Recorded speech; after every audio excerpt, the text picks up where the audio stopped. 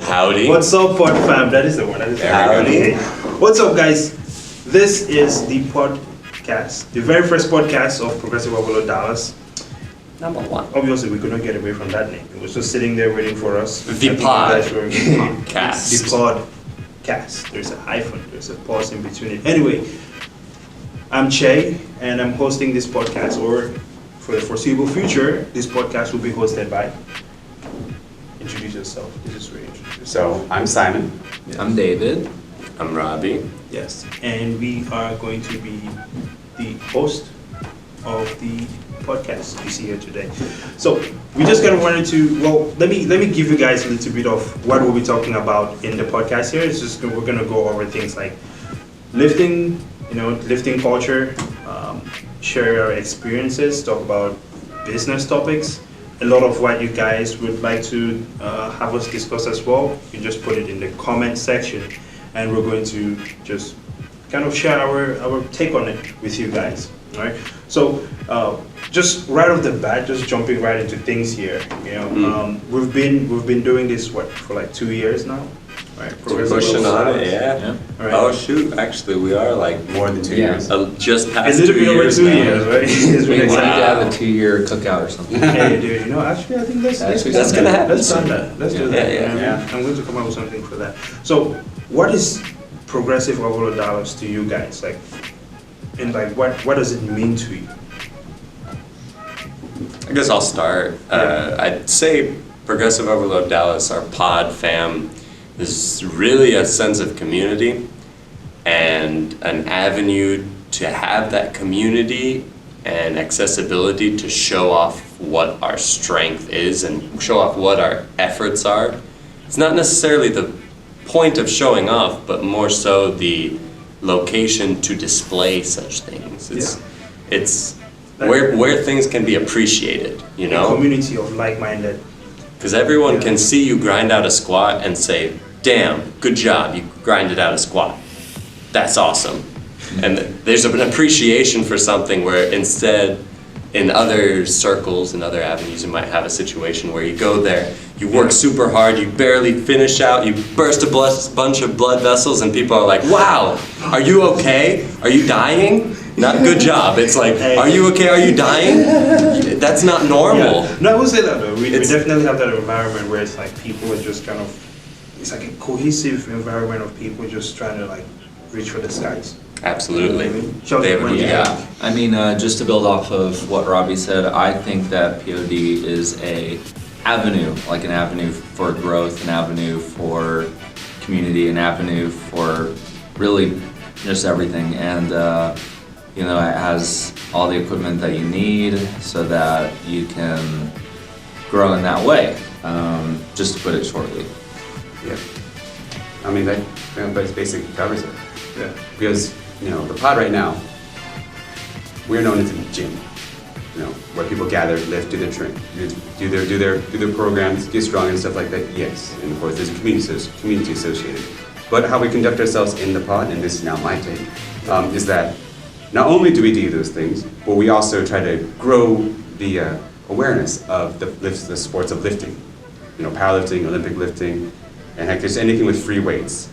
Because given our experiences, we've grown quite a bit as individuals, and of course our community has grown not only in size but also in its distinguished ability. Yeah. I just feel like nowadays, when I hear people talking about the pod, it's no longer just the pod over there. It's more like the pod, these guys. Yeah, it's like Yeah, we are now the some staples yes, of like society. those guys. Absolutely. so yeah, we are. So not only are we a gym with a strong community and just really like-minded and I guess people seeking just to get better and stronger in every way they feel. But in addition, just coming off what Robbie says, it's like we are. Well, the pod for me is just an entity that is now becoming more and more distinguished as, a fitness entity in the Dallas area, at least. Right? But pretty much. I would say all over Texas is. We're what we are is very unique, and I think it's Right, so right. good what you guys are saying because I actually agree. I really agree with you guys. For us to just have this vision, right? We all pretty much just kind of had the same idea, and we work to just bring it to life. So I agree with you guys when I say, pod is more like a movement, all right, an environment of like-minded individuals just trying to achieve the same thing. And on our end, it's just kind of us trying to provide the value which we were kind of looking for in other gyms, which we did not see. Other gyms, garage, like everywhere really. We tried it in the house, tried it in the gym. Exactly. Right. So it's just kind of like pretty much a powerlifter's dream, and kind of and just delivering that to the community. Right. So kind of moving into the next topic here, just to kind of share with everyone how we got into lifting, right? Because I know for me it started like a weight loss journey. How was it like for you? Well, I got to roll it back a whiles ago. Let's talk 7th grade. 7th grade? 7th grade. Dude, I could not even imagine. I could do 100 push-ups, and then we went into the weight room, Right. 7th grade, and I couldn't do up the bar, 45 pounds. Dang. So I started there, Right. learned how to bench, this is for bench press, right? Couldn't do the bar. Went in, did football in high school, and that got into You the played lifting football and in all high that. school? Yeah, and I'm then learning this as News to me, bro. just little things, just little things, Okay. track and all that extra stuff. Getting through that, went over to college, and then this is the second phase, the powerlifting phase. Right. Walked into the Texas A&M rec center right there. Walked in, looked around, saw on the bench press this woman, Tiffany McKinney. I'm pretty sure she was the IPF junior champion back in let's say 2012, 2013. She was benching 315. And that's a number that I had never gotten before. Yeah. And she was just banging it out for 3 reps. It's like, walked straight up to her, was like, "Hi, who are you? How'd you do that? And how do I do that?" She's like, "Oh, I'm Tiffany, powerlifting. Talk to that tall guy with the long hair." Yeah. So I walked to the tall guy with the long hair. I'm like, "Hey, who are you? How do I do this?" He's like, "Oh, join the powerlifting team. Here's where we're starting our training. See you in practice." I'm like, "Good deal." But then I noticed you did kind of end up in geared lifting. How did that? Oh yeah, how that did was happen? immediately into geared lifting. So that's So you started off that's with geared 2000. That's 2011, 2010 time frame, right? Yeah. And we got into college, and that's what you do back then when you join the collegiate It's team. only gearlifting. It's Yeah, only it's- gear. There's no raw. The raw exists. I held the 165-pound Texas state deadlift record Yeah, back whenever it was 165. in 2012 Yeah. Oh snap! for a solid 2 years, I think. Then I said 2 days. No, 2 years. 2 years. Give And us it was credit. pathetic. It was a smooth. I mean, you're 6'1" and you weigh 160 pounds. Right. I mean, I deadlifted 370 or 360 or something like that. It was far from acceptable, but Hey, actually, Shelton, Hey. what about you? How did you get into this? Oh man, that's a really long story. I'm just gonna keep it really short for today. If you guys want me to expand on it later, we can. comment down below. But just to keep it really simple, the way I got into just lifting in general was I was like a really scrawny, like a 11th grade kid. I was like 5'7", 125 pounds, like just a stick. Really athletic, I played in sports my whole life, had a lot of energy, had a lot of explosiveness as well. And I didn't really have a drive to lift. I didn't care. I didn't have anything in my head that even remotely resembled wanting to lift anything because it just didn't matter. And then I met a guy. He played on the football team, and he told me, he was like, "Dude, you have to get into lifting." And I was like, "Why?" He was like, "Cause man, if you don't lift, you're not cool." Like basically that's basically how it went. Alpha shit right there. That's And, super alpha. I was just a geek, I took all the AP classes, did all the whatever you call it, smart people things that the smart people tried to do in high school. And so I didn't really, I don't know, he basically shoved me in there, and everything sucked. To be honest. I didn't like doing anything At first. and not even for like the first 2 years, honestly. Jeez, man. That's commitment. I was just dragging myself in there, basically. He was dragging me in there for a while, and then it just became a habit, and I really didn't see much stuff happening for So, that first when did 2 you years. I start didn't being care. passionate? Yeah, about like it. when was the turning point What was the for you turning where point? you were like, holy crap? Because I mean, right now you lift at a pretty high level. Yeah. When was the turning point? So that junior year, I'm encroaching on almost 9 years now. You see, so we're talking like those first 2 years were kind of what I would call like a jacking around period. Didn't really know what was going on, Right. and basically all he had me do was bench and arms. So I would just bench. Hey, This sounds familiar. It's like all of a saying, sudden. like, build a chest, forget the Yeah. Well, I was still playing sports, outside of Okay. benching, and Was so I would was just it go bench. frisbee? And then- Was it frisbee? It was at the time I was playing hockey, ice hockey, and then I had played ultimate frisbee pretty seriously, and then I had just quit basketball, high school basketball. So I don't know. It was kind of a weird period where I didn't really know what I wanted, but benching was fun. So I would just bench. I would just go in and bench. Got a little bit more serious over time because I think at the 2-year mark I weighed 150. I was pretty excited for weighing 150, honestly. And I benched 225, like just a real sloppy touch and go, whatever. 1.5 times body weight. And I was like, man, I got 2 big ones and I only weigh 150. I look like I don't even lift. That's kind of cool. So I started benching more often. And one thing led to another. Just, can you imagine a bro bencher just being really excited to want to bench and just benching every other day almost? Now, sorry to interrupt, but from this point where you're like lifting continuously to when you, because I mean like there's quite a transition to when you went to your first powerlifting meet. Yeah. How was that? How did you get to your first powerlifting meet from there?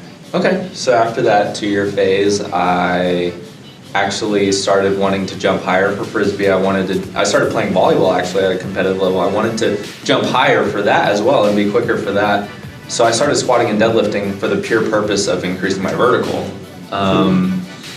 And then I increased my vertical quite a lot, and I ended up just liking the squatting and deadlifting portion. Like it was just more fun. It was just more fun. So I just started doing that, and I did that for another 2 years we're talking squat, bench, deadlift, but I did a lot of other accessory type movements. But I wanted to increase squat, bench, deadlift because that was fun. And it took another 2 or 3 years for me to even want to compete. I think by the time I competed, I think I already had like a 1,300 plus total. Oh wow. And yeah, no, I didn't want to compete. Like I straight up like didn't care. But your first meet was USPA, wasn't it? Yeah, so I did a I would like USPA to meet. dig into that much more later on. Soon. Yeah. Comment down below if you want to talk Yes. about USDA, So- USAPL. There you I just go. cannot I mean- see shots in the USPA. It's just Really? I've actually competed Well, at really, the first time 3. you told me that, I I've was- actually I was competed at shocked. 3 USPA meets. Really? USPA is actually fine. I don't have No, any it's not problem like with I'm them. not saying that it's nothing wrong with USPA. I'm just saying that. I think we're running over time. It was just really simple. There just wasn't enough competition, and as a natural lifter, I So, really moral wanted story more. for David. so- You heard it here. He started as a bro bencher. Remember that? That's true. That's true. Come on, let's. Yeah. So what about you, Simon? How did you get into lifting? Because I know you actually do a couple different things. Tell us about it. I mean, just to put a backdrop on this whole thing. Right. Full disclosure, disclaimer. I'm not a true, should I say, not a fully fledged powerlifter or free weight lifter. You lift weights. I lift weights though, and I do. in different forms. And it seems like I hang around powerlifters and Olympic lifters, and their habits and technique does rub off on me. So I'm pretty anal about hitting depth and keeping tight for deadlifts I too. think the whole world is hated about hitting depth. It's depth or dishonor, maybe not it's the as whole simple world, as but that. I mean, hey, depth Exactly. is optional. Depth or Yeah. dishonor. That's But a how did I phrase get to into go. this whole thing? Right. The big thing was going to college, because I really started lifting in college. I was just kind of a kid that didn't know what he wanted to do, but he had a lot of energy. Like back in high school even, I was doing a lot of martial arts. That was one thing. And when I was doing ultimate frisbee too, I was known as the beast on the field because just given how I grow my hair out, like all the way to the middle of my back. You had long hair? Yes, I did have long hair. Yeah. Yeah. And of course, me just running around the field and just I want to see a picture of this. basically just, well, being more or less intimidating, just running at people, trying to snatch that frisbee out of the air. And of course, I might find myself on the ground, but of course I throw myself up, kick-ups, whatever. And so I was just that type of guy. So going to college, I realized that, you know, I got study time, but not too big into the team sports. Just like, I don't know, it just wasn't my thing. So I started going to the weight room. And let me tell you, A&M's gym, pretty nice. Even not even the athletic This is ones. turning into an ad for A&M. Texas A&M. Why not? Fighting Irish Classic. 2015. But, so I started hitting the bar, you know, squat, bench, and deadlifting with technique I'd rather not discuss. And then, so for 2 years I was doing that, you know, 3 or 4 times a week. And then I met this kid and his roommate. His roommate. That was one summer, fateful summer of 2013. Yeah. And I saw him in the weight rooms. And I knew him from a mutual friend. And I decided, you know what, let me hang out with those guys, because they seem like they're cool. Pretty And- sure we were doing Smolov at the time. They were doing, they're just small and Squatting 5 times. they seemed pretty into it. So I thought, you know what, this might be fun. So I just kind of tagged along, and they said, oh, this kid, hey, why don't you get in the bar, put that bar on your back, and keep your chest up. And they basically fixed my squat technique over the course of 2 or 3 months. Then moved on, then they fixed my deadlift, and then they fixed my bench. And I'm like, you know what, this is cool. Like, I feel stronger already. Like seriously, in like not even a month, my squat jumped up like 90 pounds. Yeah. Yeah, 225 to 315, done. Yeah. And then, you Sounds know, about right. bench broke, you know, my body weight, 225, 230, 245. Yeah, it was amazing. New gains, y'all. And after that, I thought powerlifting was pretty cool. But what really sealed the deal for me, that made me want to stick with powerlifting, despite I'm not fully fledged, was actually, I was actually going to the heavy bag at the gym. And I met this one dude, just really chill guy, normal build, normal height, normal everything. And he was actually hitting the bag pretty tentatively. He was actually, it turns out, he learned Muay Thai from YouTube, and he wasn't quite sure what he was You doing. learn more time from YouTube. It's possible. No, I mean, I'm not saying it's Yeah, impossible. yeah. I just think that's incredible. It speaks volumes of the platform. Yeah, right? Yeah. So he's learning Muay Thai off of YouTube, and I just thought, you know what? It seems like he could use some more experience, and also wonder if I could teach him something. Anyways, so we squared off, You squared off with and the I guy. took a look at his technique, his kicking technique, his punching technique. I thought, okay, let's work on your kicking technique. All right, you kick me, give me a nice roundhouse, nice, slow and easy. And he goes, he nods, shows me a kick, pretty nice. Flexibility was there. I wouldn't find out why until in a bit. And then so, okay, let's see how let's see how his strength is. So I came up to him, came close. I was telling him, hey, give me like 50%, kick me. I raised my knee. He kicked me at 50%, and then I fell over because it hurt that much. And I asked him, what do you do? This is your first day doing Muay Thai with some random dude, and you knock him down. By the way, I'm a martial artist since I was like 7. So he tells me, well, not much really. Just YouTube and powerlifting for 8 years. I'm like, oh, holy shit. That's where that is. Okay, so right there, I was sealed. Turns out powerlifting is great for martial arts. Gets your flexibility up and gives you nice strength in the legs. You know, I'll be honest, when he said he squared off with the dude, I thought he was about to like go down. Well, I was down. Like a full blown. Well, I well, was you went down. down. I mean, for me, it's like when I got into powerlifting, kind of like way back when I was in Washington D.C. I was kind of on the heavier side, kind of like around 280-ish, and I just wanted to lose weight. So I kind of was just doing anything and everything, just dropping in weight. And when I moved over here to Texas, this was actually the first time I saw deadlifting, but I came across a video of Bart Kwan on YouTube, and I saw him deadlifting, and I was just like, I want to do that. I'm not sure what it is about it, but it just hit me. Like I was just like, as soon as I saw it, I was like, It's primal. yeah, It's I was just like, there. what is this guy doing? I want to do that. So that very moment, I got up from my chair. I went straight to destination, right? And I started practicing deadlifting. Now, I don't know. It was kind of like I probably hit like 225 that first time, and it just felt right. So ever since then, it was just like I just kept deadlifting and then I searched deadlifting on Instagram, and it's just like I just got thrown into this world of powerlifting. And from there, it was just like hammer down all the way up. And and that's just how I kind of got into powerlifting. I started competing, I shouted, met you guys, and it's just been continuous and forever. So. And I think what kept me into it was just the fact that my deadlift just kept going up. I was just like, I was pretty excited about that, right? But we're gonna switch gears here a little bit. For this segment, we're just gonna kind of talk about more like we took a question because I made a post on Instagram asking for everyone to kind of comment something they would like for us to talk about, and this is actually from Taylor. So switching all the way from lifting here, kind of going more into business side of things. And what he was asking was, I don't have my phone on me. Can you slide in my phone? So what he was asking was, what are some, let's see, challenges of a small business, right? We're small business owners now. So what are some challenges of a small business and some things that people would not expect when they go into small business? I'll start with Ravi because I feel like you have a lot to say about this. I mean, there's a lot to talk about. Give me your top three, right? Let's start very simply here. You buy some equipment, you buy some stuff. Right. You pay your taxes when you pay for that. There's a sales tax, right? A lot of tax. And some pieces of equipment are really expensive, so you pay really big chunks of money for the tax, right? Shipping for equipment. Oh yeah, absolutely. So you deal with that, right? And you expect, wow, I own stuff. It's great. Let me make money on that stuff. And then Texas comes in and it's like, no, you have to pay me because you made money on stuff. And we're like, but it's my stuff. No.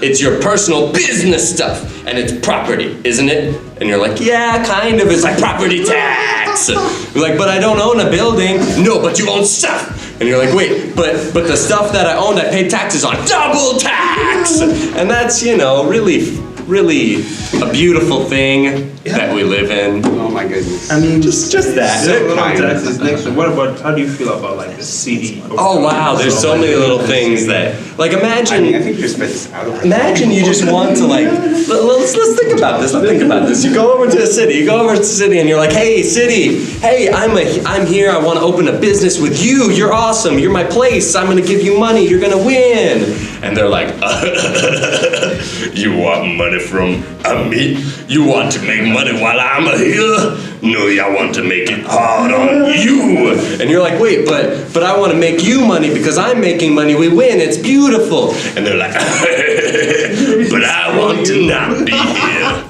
And if I don't want to be here, you're not going to get anything done. And you're like, no, but I really need you. But sorry. What did I say? And it's like, no, please. I'm extending this a little bit, but No, I mean, I got you. You deal with stuff that shouldn't be. Taxes on everything. Expenses that you do not expect. Shelter. Yeah, I mean, Unexpected things. one of the things that That was awesome, dude. I'm gonna remember that We're forever. gonna cut this, but dude, you gotta. Let's not ask him this shit. Don't ask him to complain, okay? Whoa. Shelter, go All right, ahead. let's do this. well, sort of like Robbie, I was surprised, like, just, I guess, as a consumer before to then turning into an owner, I realized that the public perception of being an owner when you're not an owner is a lot different from being an owner. And we're talking about small business owning. We're not talking about taking up a different company and just having workers under you. This is not like that. We're talking about small business Where we are the workers. where we basically end up doing all the work. And it's really funny because I went from being a consumer to being an owner, and watching consumers have the same idea as I used to have, just the situation kind of flips. So like whenever someone wants something done, they ask the owner. They ask directly to the owner. They don't ask a worker, they ask an owner. And it's just kind of a different thing because the public just tends to act like there is, I don't know, like they don't have the distinguishment between like a big business and a small business. They operate quite differently. And one of the surprises that, well, not really a surprise, but one of the things that I had to come to realize was whenever it's time to get something done, it's going to come out of one of us four. Like we have to do it. And we don't have anybody working for us. We don't have any of that. Whenever it's time to do something, we have to do it. We have to figure out how to do it. And whenever someone requests something, we have to figure out how to come up with that money. We have to do these things. So, you know, I guess it's just a perception versus reality thing. Whereas, Yeah, absolutely. because like, you know, I'll be honest, whenever I used to walk into certain businesses, I'm like, this business has a lot of money. They just have a lot of money. So I'm gonna try and take everything I can from them because they have a lot of money. And opening a business is a little bit different because it's like, okay, I'm supposed to have a lot of this money, and a lot of people think there's a lot of money just everywhere, just out in the ether somewhere. It's like, no, the money has to be made. Like it's just a reality. Everyone is letting it out, man. Simon. I mean, it's very good points y'all are raising, and trust me, I feel the pain too. But I mean, I've actually been in working for big businesses for a while. Like I worked for 24 Hour myself, Yeah. and also worked for UTD's gym as well. Worked for like another tech company that's like on the back end. But the point is that yeah, I can see like stuff going on in the background that you would think that the customers' concerns would be addressed. So no, the whole how the game changes when you're now an owner as opposed to being a customer. There's a very jarring effect of that. So y'all aspirant business owners, don't go in this thinking that everything will be great. If it is, you probably aren't going to start a small business. You're probably going to get money from your dad to start. Yeah, or you have to start it. Yeah. Now, one big thing that I really feel for, and probably kind of touched on it, is just the amount of rules and regulations you have to touch upon. And no one really teaches you this. I mean, I guess if you go to business administration in school, you might figure it out. Yeah. So, like, especially for small businesses in a relatively, I guess, niche industry, there's a lot of little things you don't really think about, and then until you get hit with it, it's kind of like learning about insurance. Like this whole trope that health insurance, no one teaches you that. Like home ec is cool and all, but they don't go into like, oh, by the way, every month is you're charged a premium. Don't forget to hit your deductible. By the way, these are short-term medical. Anyways, it's a lot of things you got to think about. HSA, FSA, Yes. like family plans, non-family plans, Yep. DDOs, Yep, there you go. all those different Yeah, dental go on side, and on and on. eye, So what about you, Yeah, Jay? no, I mean, I think for me, as far as challenges go, I think that just the day-to-day operation of things, right? There are things that you're going to roll into this. There's always going to be something that is going to come up that you did not think about, that you do not, kind of factor into your plan. Whether it's just like day-to-day operations, like getting to that point where you realize that, hey, we're going to have to like do a lot more cleaning than we expected. Yeah. Or just kind of like, just dealing with people and how people think. You're not gonna see that one coming, but you have to adapt pretty quick to whatever is happening at any point in time. As far as procedures and regulations, okay, expect the city to screw you over. It's just what it is, okay? There are gonna be rules to things that should not be there, but because you're doing business in their city, well, they're probably gonna charge you for it. Either way. Even in Texas. Exactly. We're all in California. I'm so sorry. Exactly. It's just like it's just terrible. So it's just expect everything to cost more than you plan for it to be. A lot more. Expect expenses to just kind of like come out of nowhere. But you know it's what? just the way it is. If we thought if it was going to be easy, if we didn't really want to do what we were doing. Well, I mean, I feel we like, would. but no one expects it to be easy. Everyone understands Right. that it's not easy. Right. What I'm talking about is the fact that you've really accepted that this will be difficult, Mhm. and then something comes out of then it still nowhere comes out. and throws some Yes. more difficulty at you. Yeah. Now- So this is just kind of like the things that are. Yeah, and I'm actually trying to, we can actually cut this out, but I'm actually trying to go in the direction of we kind of bash a little bit on the customer service aspect, and I don't want them to feel like we're saying, hey guys, why are you guys doing this? You have to learn customer service, okay? You have to learn how to communicate with people. But we, Yeah. Anyways, guys, we're just gonna cut it there. It was fun. I think it was a good one. Pretty good. We're gonna be doing this maybe once a week. Please share more questions you would like for us to answer, or just things you want us to discuss. But yeah, we will, I think. Yeah, more feedback, more content. By the way, okay, we have dropped this new T-shirt.